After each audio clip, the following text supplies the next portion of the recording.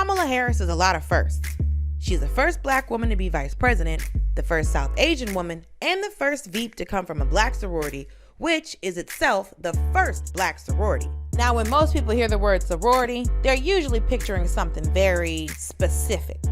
So I sat down with 3 women from black sororities to explain why it's such a big deal to have a vice president from the Divine Nine.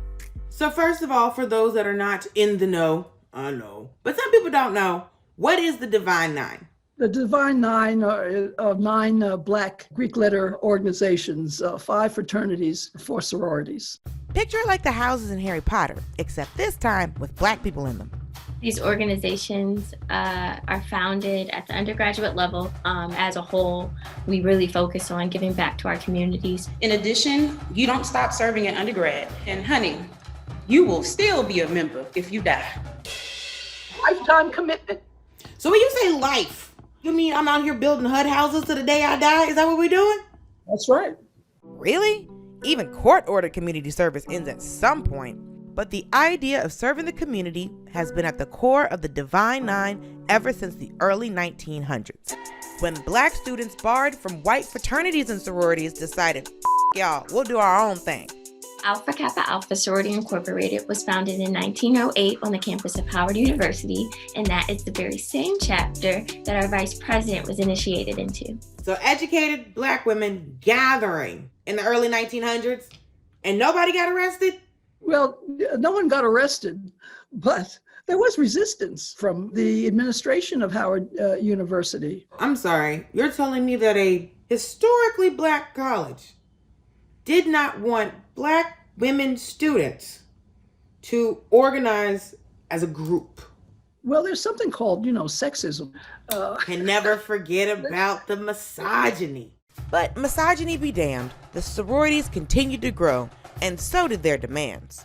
The very first act of the Deltas coming together in 1913 was the march in the famous Women's Suffrage Parade in Washington, D.C. We knew that some of the organizers of that march wanted black women to be segregated and march in the back, but black women refused to do that. That's the weird kind of paradox that black women live in, where it's, I'm going to a black college, but they don't want us to organize. And then as a woman, I'm trying to get the right to vote, but because I'm dealing with white women now, I have to deal with us being segregated. So we kind of just sit here and just go, all right, who's gonna hate us today? These women could have just stuck with step shows and high teas, but they're out in these streets demanding anti-lynching legislation and marching for fair jobs and voting rights. Again. The list of men and women of the Divine Nine read like famous black folks trading cards.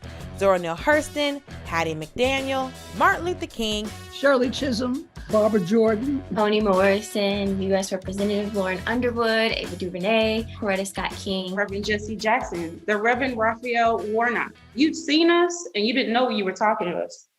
Okay, the Divine Nine has people in the White House, has people in the media, and has been behind every social movement since the early 1900s. Listen, this is a safe space. You can tell me, are y'all the Black Illuminati?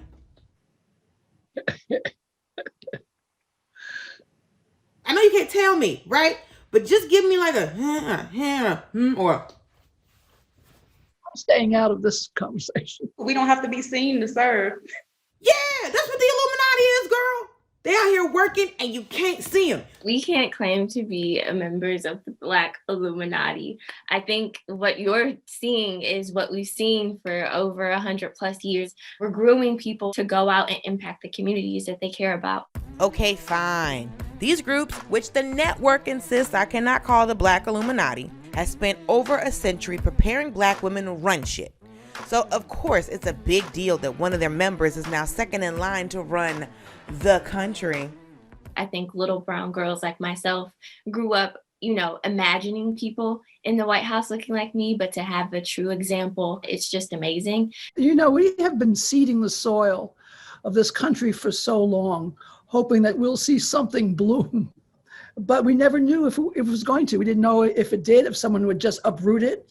But now with Vice President Kamala Harris, we see a future that's embodied. We see the results of all of that work and blood, sweat, and tears. Absolutely. I love you. Let me just say, I love this. I love you back. It's really, really beautiful to be able to share even this moment with you ladies, right now. The ascension of Kamala Harris centers what we've known for centuries about Black women. We've led the way. We have exemplified excellence, and I think it's just a moment for us to just trust Black women. The story of Kamala Harris and the story of the women of the Divine Nine boils down to one lesson America keeps forgetting. We've been out here. I'm talking about all Black women, including those in a group whose work may sound like a secret. You've seen us and you didn't know you were talking to us. But only because y'all haven't been watching. Trust Black women. It works.